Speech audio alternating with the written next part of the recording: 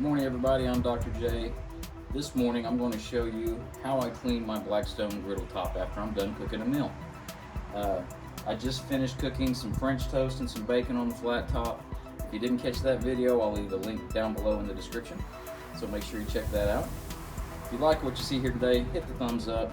That helps promote my channel a little bit, and hit the subscribe button. I'll be putting new videos up each week. Some upcoming videos that I'll have, I'm planning on doing some pork steaks, barbecue pork steaks on the Weber gas grill as well. I've also been in contact with Blackwell with my assembly video, and I'll also leave a link to that down below as well. My griddle came in damaged, and we contacted them through warranty services. They shipped me some parts already, and I'll give everybody an update once I get all the parts in and the reassembly of the replacement parts as well, that way you can see what it was like whenever I dealt with Blackstone on that warranty. So if you're interested, again, click the subscribe button. That should be coming up in the next couple of weeks. I've let this continue on low. All of my burners are on low while I went in and had a nice, wonderful French toast and bacon breakfast. That kind of cooks some of the excess fat and things off of here.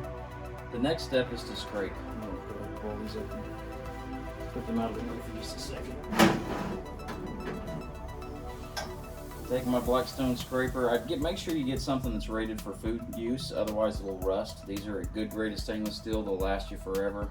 And you can throw these in the washing machine or the dishwasher when you're done. But I make sure all of the food particles are scraped off.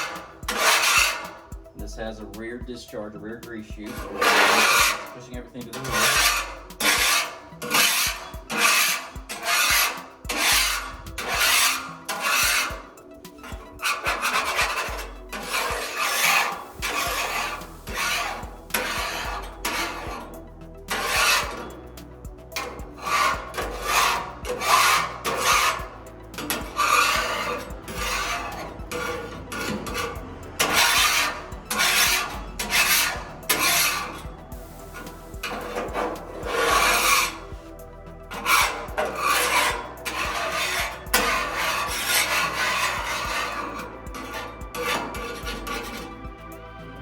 Everything to the back. The next step is I get a good wad of paper towels. And I've got a partial roll left here on the paper towel holder. I've got another roll in here that you saw, partial roll. I'll wad these up and I'll try to pat dry all of the areas, get as much of the fat that's left on the top of the griddle off. It makes it just that much quicker to clean. As long as you do this pretty quick, I've found that I really don't need a pair of tongs or anything, just as long as I've got a good patting. That gets all of the excess off.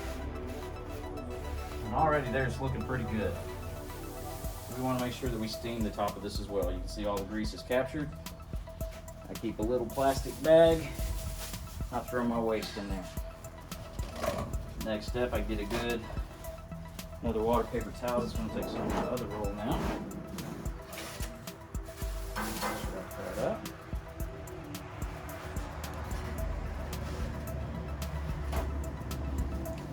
This step is where you want to be pretty careful with your wads, because if you're not far enough away, we're going to generate a lot of steam. And I do recommend for this step a good pair of tongs, just to give you a little extra room away from the griddle surface. With this, we're just going to take some water. I've got some of my Blackstone spray bottles.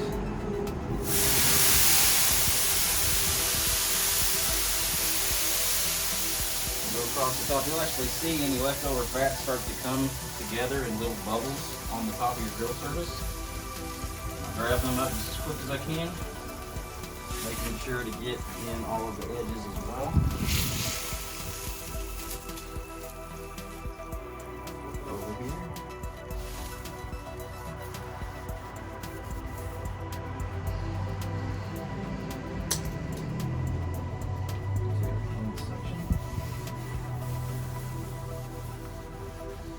Get all of your excess fat and oils, and it is just steam clean top. If you feel that it's extra dirty and you need a little more, you can do that again as many times as you need.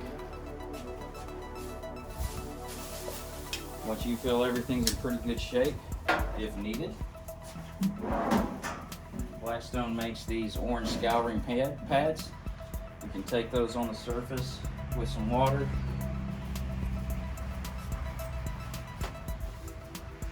And scrub those down. We'll do just a little section. A little bit of water. Scrub that top. That'll help smooth out any particles that are still left on the top surface. Make sure you got a good level of seasoning on the entire griddle. And I do, again, just have these on low. And that's all you need. I'm going to go ahead and turn these to off.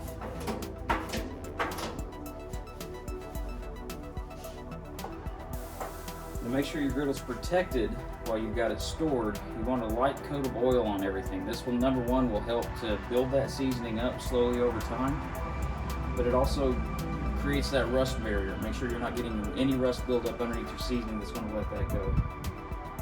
A little bit of canola oil. Put it right down the middle. You want to be careful here about sloshing. This griddle top is still hot. That oil is very hot. Another little water paper towel. And again, you want to be careful here as well. We're just going to make circles from the center, and I'm going to actually go away from me rather than towards me. And then spread it out in a very thin layer over the entire surface, all the way into the corners, all the way across the back. Just make sure every part of your griddle has a nice smooth surface. You don't want heavy coats of oil because that can start to make your seasoning sticky. I'm getting on the inside walls, around my nuts and bolts, on the back wall. Make sure to hit the top of your griddle all the way around, and your outside edges. Across the back. And that, ladies and gentlemen, is all it takes to completely clean, steam clean, sanitize everything that you need to do, plus a light coat of oil, which will help build your seasoning and have this ready for you the next time you want to use it. The last step in all of this is to make sure with some clean paper towel to go around the entire outside of your griddle everywhere that you've been cooking, and make sure any extra food particles, water, oil, anything along those lines. And I keep these in one of my drawers down here, out of the way. Just wiped off, so that the next time you come out here to cook, this is completely ready to go. And then drop the cover. Let this cool completely. Remember, I turned everything off. Always, always, always turn your natural gas off if you have a natural gas connection. Put the cover back on everything so it works like it's supposed to. And once this is completely cooled, I'll put my Blackstone cover on it to make sure it keeps all the moisture and everything out of the system. This makes sure you're safe. If the storm comes through and blows it over, you're not ripping the natural gas lines off. I talked about that in the assembly video as well. And this is ready to put away, ready for the next meal. Hope you enjoyed watching how I clean my Blackstone and get it ready. It's super nice to cook a meal on Sunday morning, a bright sunny Sunday morning here in Oklahoma. Have some bacon, some French toast. Take it into the house without any mess inside, without the house smelling like bacon grease the entire day. Take 5 more minutes, come out here, clean everything up, and this is ready to go for the next time. I really enjoyed my Blackstone griddle top. It's been fantastic to use. It prepares great food. Number one, it's better than when I cook it on the stove in there. Less mess, because it's very easy to clean up. And it's ready in just a few minutes. I can hook it right to my natural gas. If you have propane, it's a little different because you have to watch your propane levels and make sure you can swap out the bottles.